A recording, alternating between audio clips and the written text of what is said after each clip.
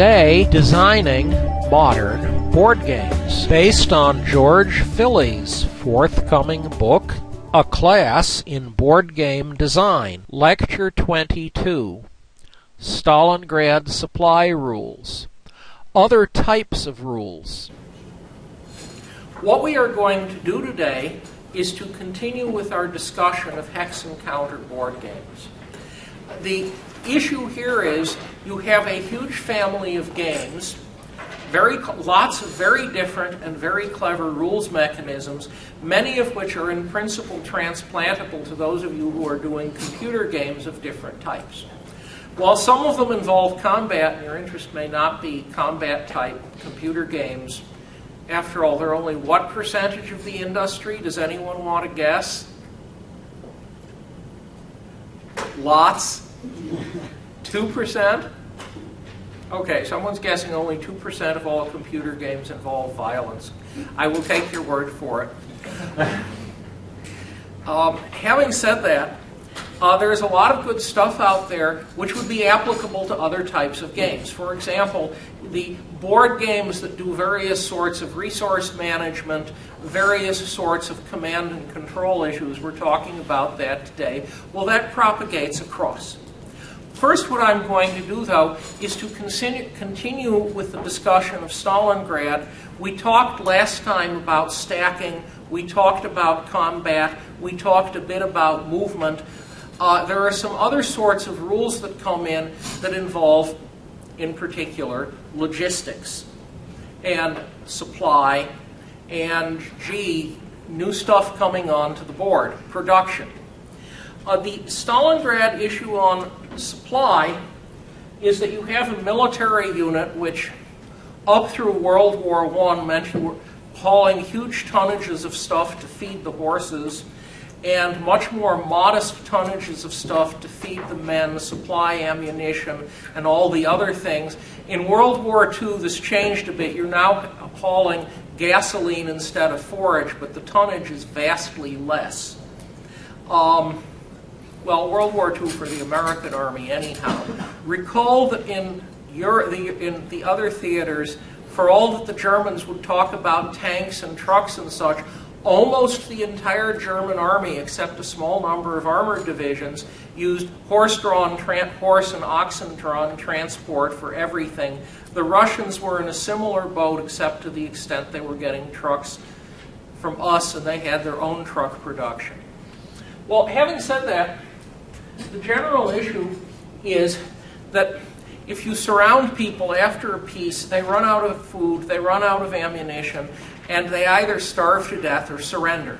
And this is a general feature in warfare. It's siege warfare. In real sieges, you have to remember, if you were talking about the medieval period, that there were the people inside the castle who were or city who were supplied. There were the people outside the castle who were having supply problems of their own because they didn't have any granaries on hand. And it was sort of an endurance contest to see who would run out of steam first. There was a famous medieval siege, I'm not sure it was Carcassonne, in which both sides were sort of at the end of their rope, and the people inside the castle decided to throw a party for the people outside. And so they all dressed up in their finery and waved and lowered the last cask of good wine in the city over the side. And there were the piglets that had been very carefully corn-fed while children starved to death or ate rats. This had all been planned out. And they lowered the piglets over the side. After all, it was close to Christmas. And the people conducting the siege, who didn't realize that the people inside the city were at wits' end and were about to all die, realized they must have huge amounts of supply inside. We're starving. We're dying of disease. Let's quit and go home. And they quit and went home. You see, in any siege battle, both sides are subject to all sorts of unpleasant demands on their supply and such not. So, having said that, how does supply work in Stalingrad? Well, we have the game map. And so up here is Finland, and down here is Russia. And there is the actual Crimea as seen in today's newspapers, and the Kerch Straits, and over here is the Caucasus, and this is Russia. There's a not very good map of German-occupied parts of Europe, and the two sides of the game each have supply points. And for the Germans, it's 3 cities: Helsinki, Warsaw, and Bucharest. And the 3 supply points are the 3 cities from which the Germans can draw supply. The Russians can draw supply from anywhere on the east edge of the board. Now that's actually a tiny bit optimistic, because up here you're sort of in the vicinity of the Arctic Circle and there's nothing much there except trees. And down here you're in the Caucasus Mountains where, well, it's somewhat better than up here.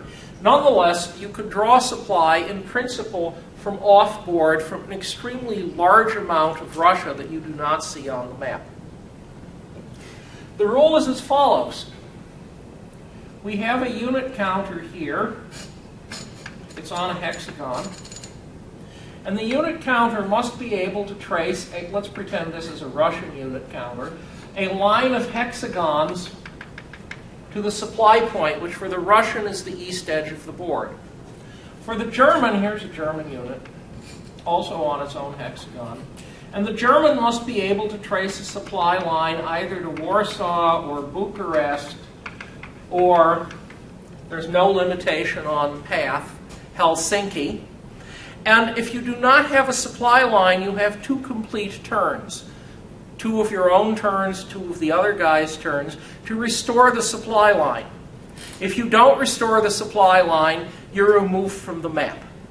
Now, what blocks supply lines? Well, supply lines are lines of hexes, so they can't go off the edge of the map. There is a bit of neutral country down here, that's Turkey. You can't go through Turkey. You can't go across oceans. There are games that add water supply. We aren't looking at one of them. So you can't go across water squares, with one exception. If you go down to the Crimea,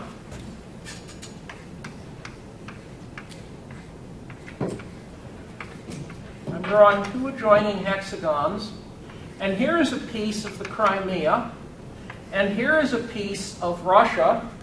They're on 2 adjoining hexagons separated by water. You can, either side can trace a supply line across this very narrow and actually very shallow space. Shallow? Oh yes. If you go back to the Crimean War, the British had plans of sailing battleships through there until they discovered they wouldn't fit in the vertical direction. So you have this very shallow space, and you can trace supply lines across it. There is, however, one thing that blocks supply lines, and that's enemy units and their zones of control. So if you have here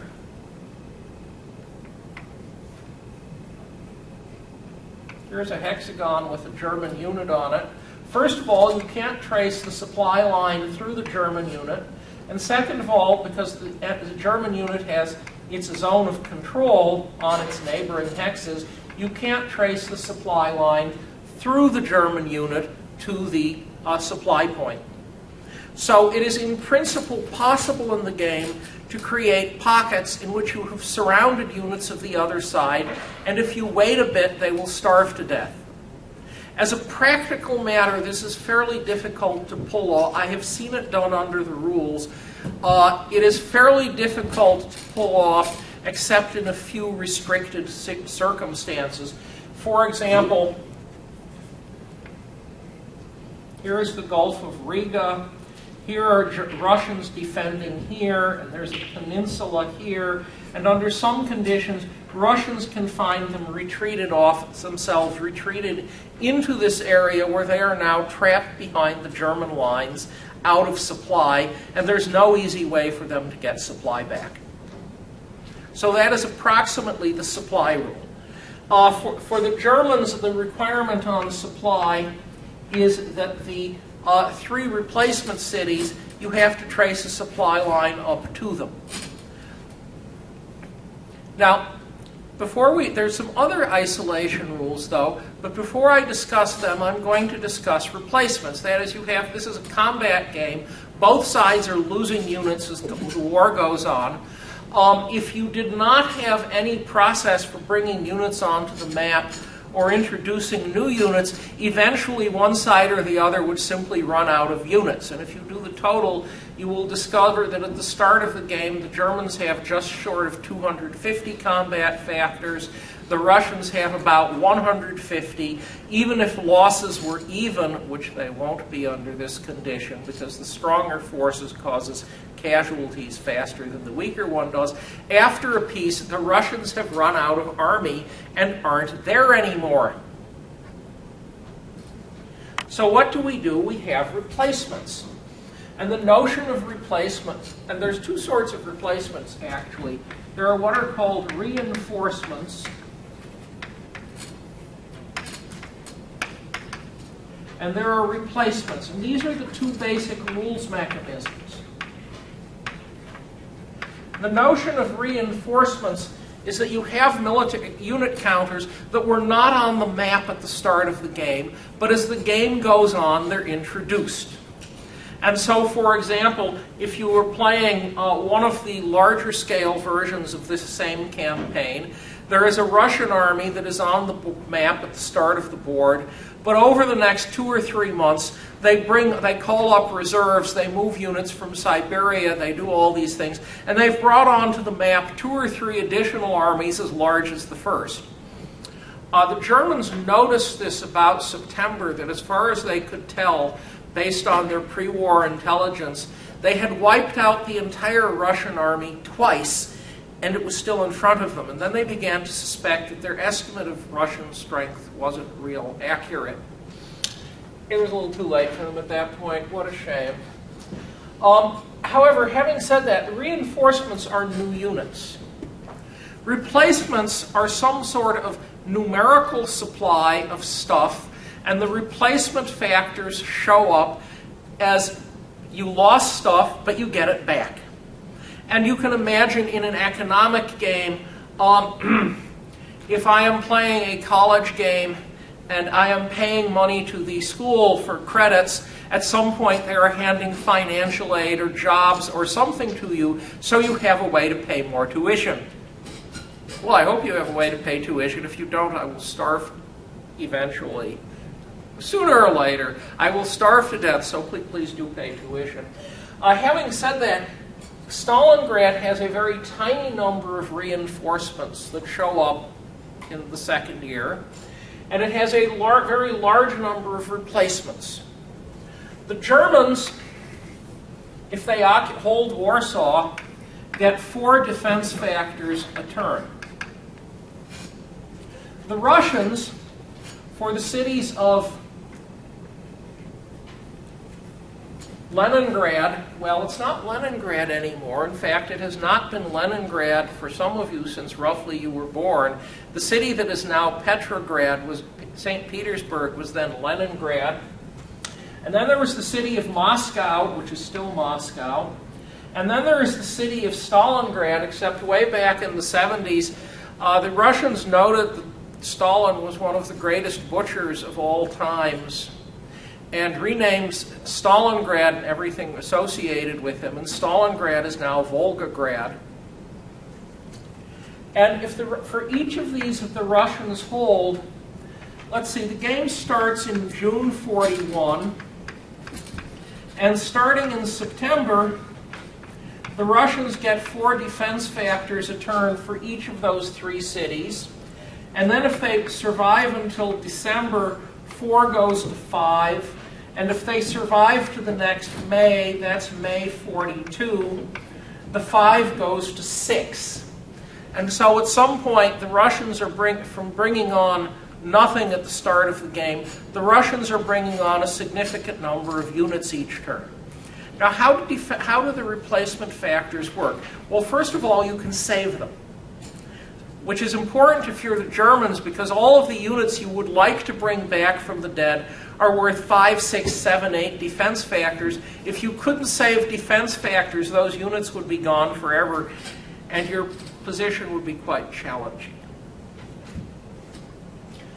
So you're allowed to accumulate defense factors, and then when you see fit, you spend the defense factors on units priced by their defense factor. Oh, how expensive are units? Well, the cheapest Russian unit is a 236. It comes back a lot. The most expensive Russian unit is a 710-4. The Russians hope they do not have to replace that one very often. If it's off the map, their defenses have problems. And so you bring units back, and the units come in. However, there's some constraints on bringing units back. The first constraint is they can only come onto the map in one of the 4 replacement cities. The German units come on in German city, the Russian units come on in the Russian cities. The second constraint is, well, if we have here a Russian replacement city,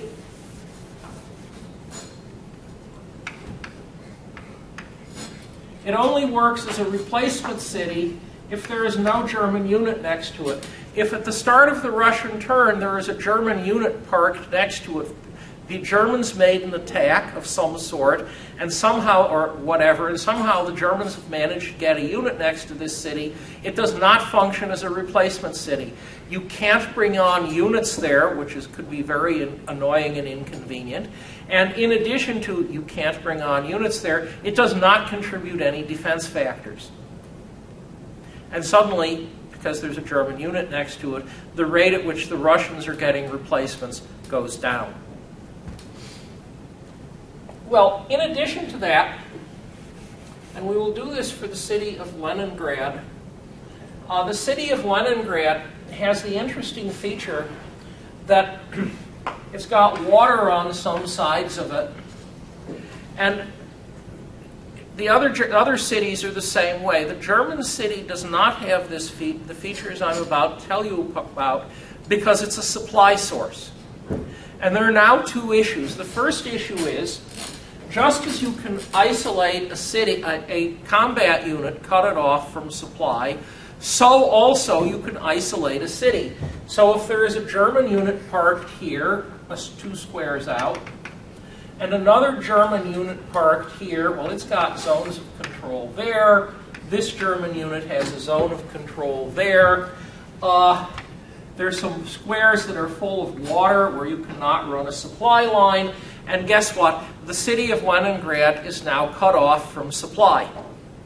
And a city cut off from supply is exactly like a combat unit cut off from supply. It sits there for 2 complete turns, and after 2 complete turns, it surrenders.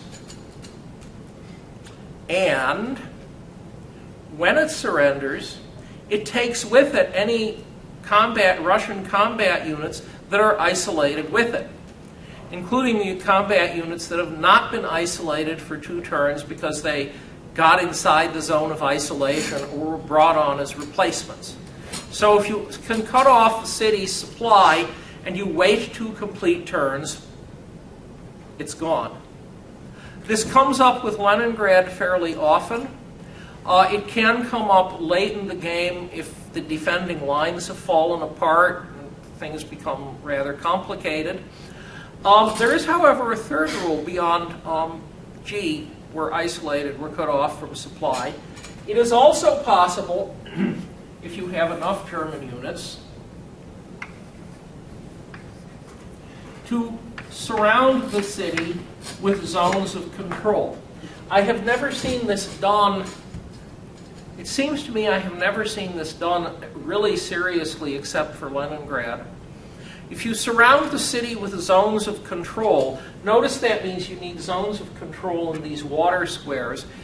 The city stops contributing defense factors. And the rate at which the Russians are bringing units back from the dead drops. So that's a further effect of supply. If you count carefully, you will notice I really had 4 different supply rules here. They all have effect because units cut off from supply eventually quit, as happened to the Germans in the Stalingrad pocket. Cities cut off from supply eventually go downhill and stop. And there we have logistics rules. So I have now described most of the key rules of Stalingrad.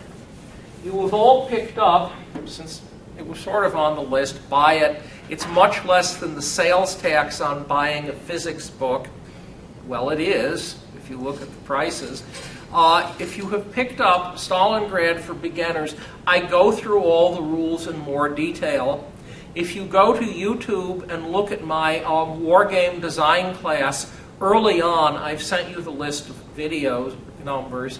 I go over these rules in more detail. But what I have done now is to go over the core rules for a single hex encounter board war game, a game that is simple to learn how to play and that actually embodies most of the traditional features. Of course, we could have done a game that was a little more complicated. For example, Home Before the Leaves Fall, which is a very nice reproduction of early World War I between the Germans and the French, has around 3,000 unit counters and about 70 pages of rules that are written very concisely. Everything is there, but only once. Or we could have showed up, maybe you'd like something. How many of you have ever played Dungeons and Dragons or something like that, hands? Well, most of you anyhow. Maybe you would like a game that is much closer to that, that does individuals or small groups of men.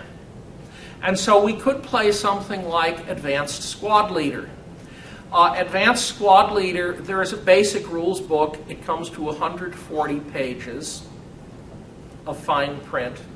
If you ever wondered how to launch a combat operation where you have to advance people through sanitary sewers, there's a full page of fine print on pulling this off. If you wondered how smoke works, there are a lot of rules on that. It's a very complicated game. It's like Dungeons and Dragons, 2nd or 3rd edition. 1st edition was much simpler, by the way. 1st edition was really good. I played it when it first came out. In any event, you have very complicated rules, and there are all sorts of neat things that you could grab and borrow all by themselves, as opposed to saying, well, we have to learn 140 pages of rules. And so there are all sorts of mechanisms in there. We're going to come to some in a few minutes. The disadvantage of these games with very complicated rules was demonstrated by friends of mine who went off to a gaming convention where this gem was going to be played. And they sat down and they started playing, and after not very long, their opponents realized that they were not using the, I think there's a rule about this someplace, I should look it up. They were using the, I have learned all of the rules and I can tell you which page it's on. And the people who did not know the rules had total morale failure. Well, that's what happens to you when you don't learn the rules. So let us consider some other sorts of rules topics that come up that would be useful in other sorts of games. And one of them is certainly command and control.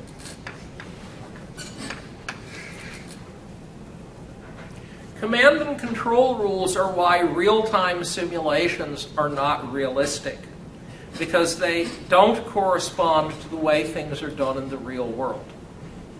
The issue in command and control rules is if you are in first-person singular voice, you are playing one person someplace on the map. If you are in first-person plural, you're effectively playing a bunch of people in different places on the map. Nonetheless, information and orders have to transmit back and forth.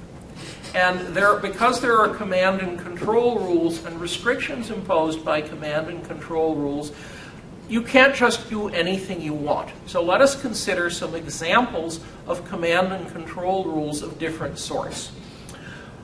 Example 1. 3 battles of Manassas It's in Virginia.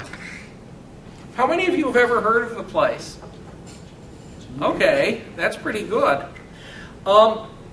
If we go back to the Civil War, the place was fought over repeatedly, very heavily, and vast numbers of Americans killed each other as a result. The command and control rules are presented at 3 levels. The simple level is there are no rules. Each player just moves his units however she wants. Each player has a set of army units, and she just pushes them over the board as she sees fit. Command and control rules level 2. We have an army commander. We have some corps commanders. We have some division commanders. The army to corps distance is not fixed. The distance a division commander can get from the corps commander is limited to a certain number of spaces.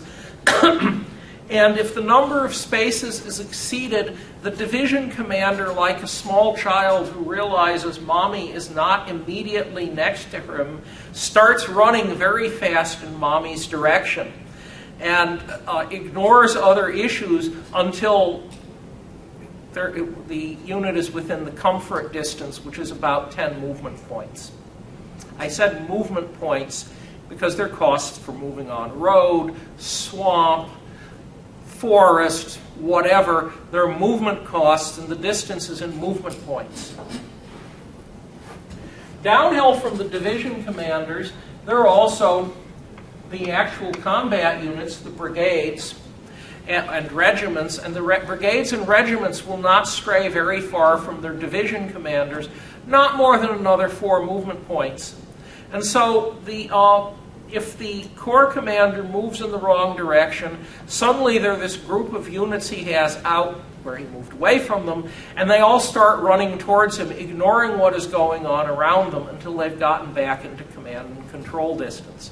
And therefore, if you are moving your army, you have to think about what you're doing so that the units stay close enough together that they're in contact with each other.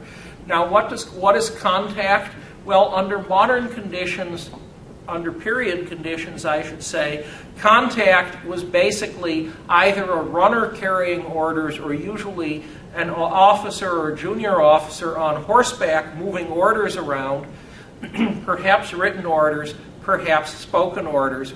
I'm making this distinction for a reason, which we'll get to in a second, because we've just talked about the second level of command and control. The third level of command and control would not work too well under simulation conditions, under competition conditions, I should say, even though it's used very heavily by miniatures gamers, and that is the use of written orders. And the command and control, the written orders in Third Manassas are actually about as complicated as you get. So here you are, and you are the army commander. This can also come up for corps commanders, and you are going to issue orders to a subordinate unit. So what you have is a certain number of command points you can spend each turn issuing orders. Your orders can be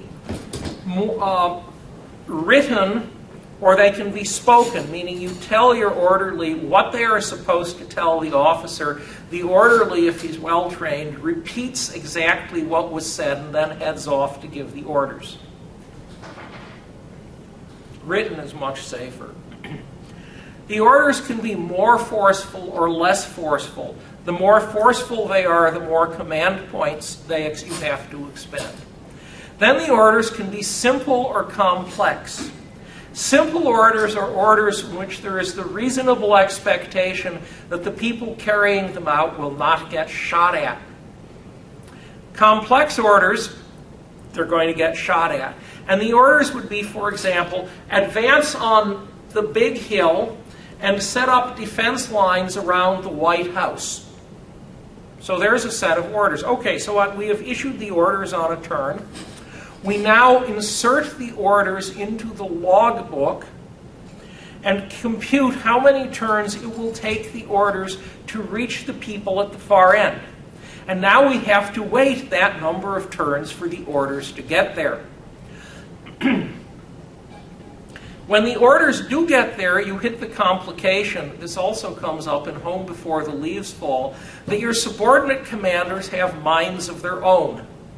If we are talking about the American Civil War, most of the time, for most armies, the minds were not very good.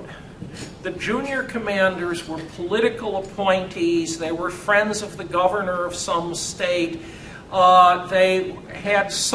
There was some reason to suppose they knew which end of the musket the bullet came out of, that sort of thing. And the net result was the orders are received, and now we have to decide what's going to happen.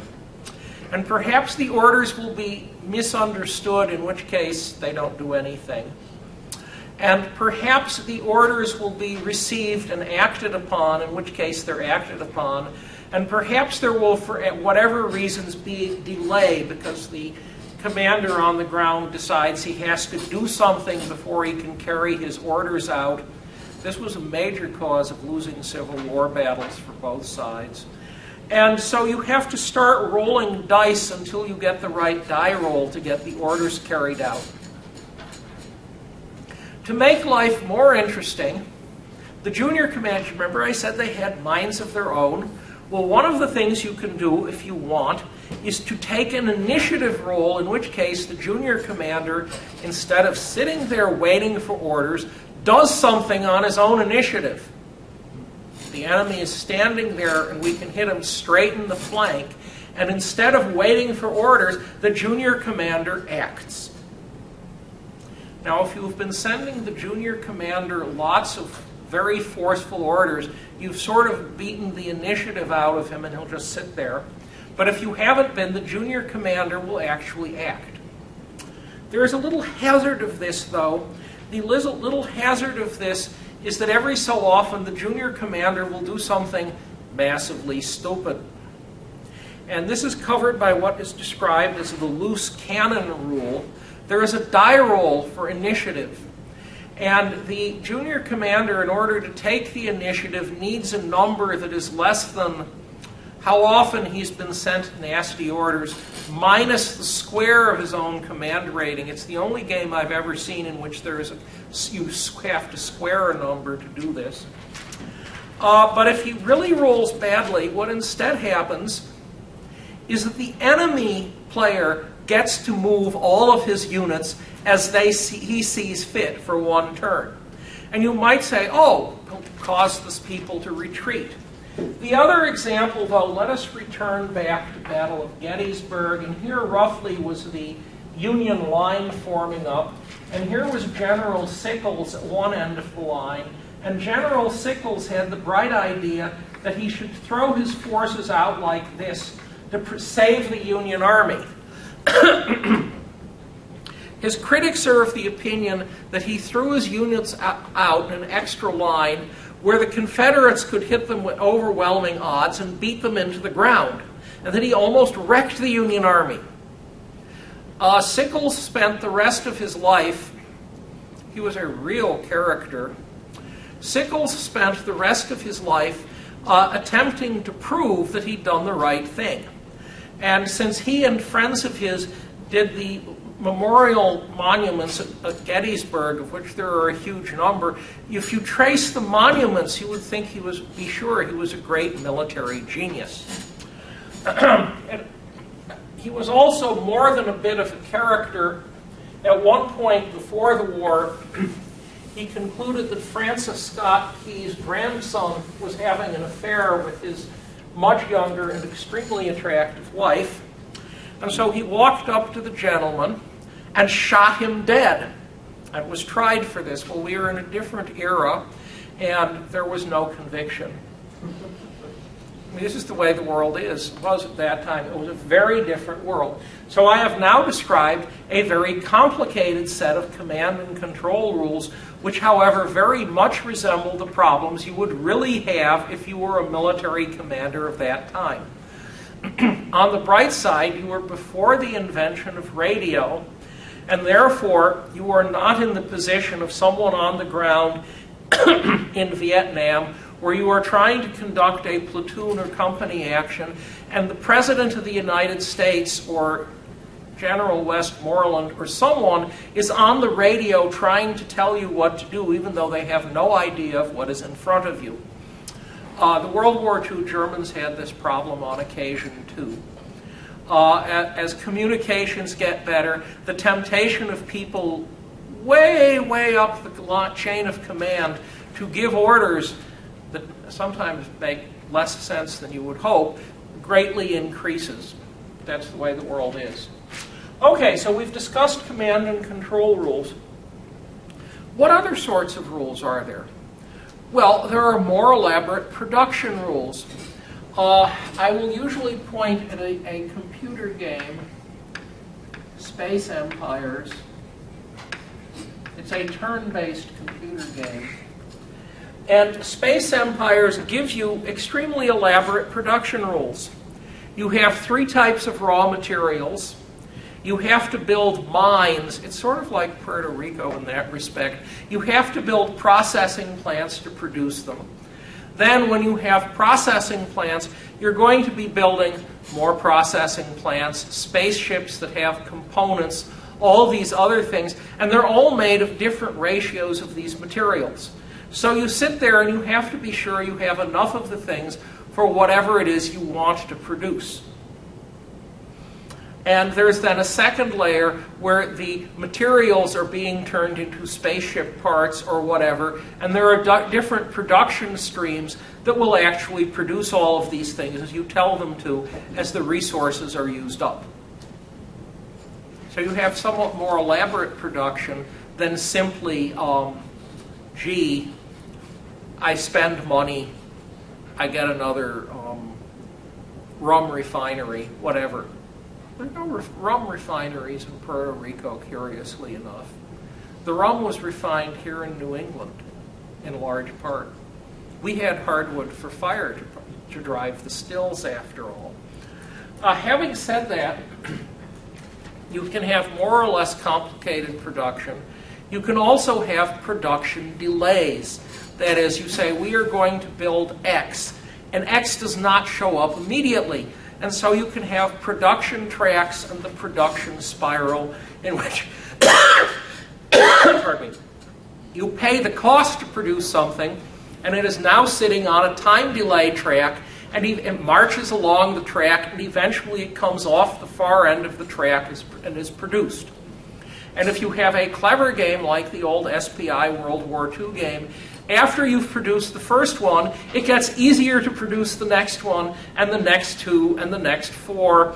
And there is a strategy where the Americans and British get together and try to figure out how fast they can start producing atomic bombs, because in most war games, atomic bombs have powers that resemble large asteroid impacts, not the real weapons.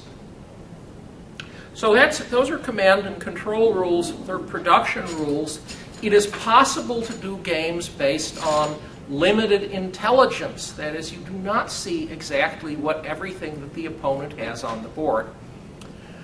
How many of you have ever played bridge? Oh, good. Most of you are saved. Some of you should repent.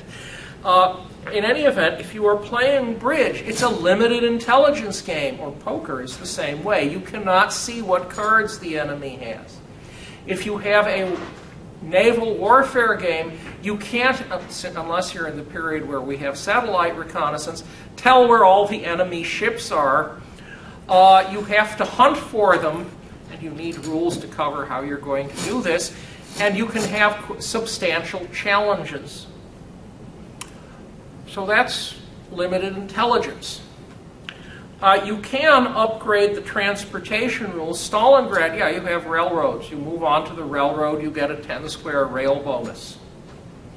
If we advance to, some of the large World War I games, well, first of all, or Fire in the East, it's like Stalingrad, except the map is 5 by 8 feet and the number of unit counters is increased proportionately. Well, first of all, there are 2 types of rail movement, operational and strategic. Strategic is a 200 square move. You can't do anything else. This does not get you all the way across the map. You count 200, and if you're going from south to north, you have a while in front of you yet. Operational, you convert movement points into a displacement at some favorable ratio. I could go on like this, except I have run us out of clock time. Let me emphasize, you all have the free copy of my new book, Designing Board Wargames Introduction, which is now available on Kindle and Smashwords. If any of you want the cover with the copy with the cover, you'd have to pay for it. I can't see why you'd do that. But I supply, in addition to everything else, in the back of that, detailed rules for a game and an analysis. That's worth looking at. Having said that, I have run us out of time.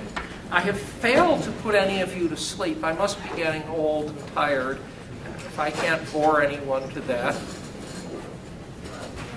We are done.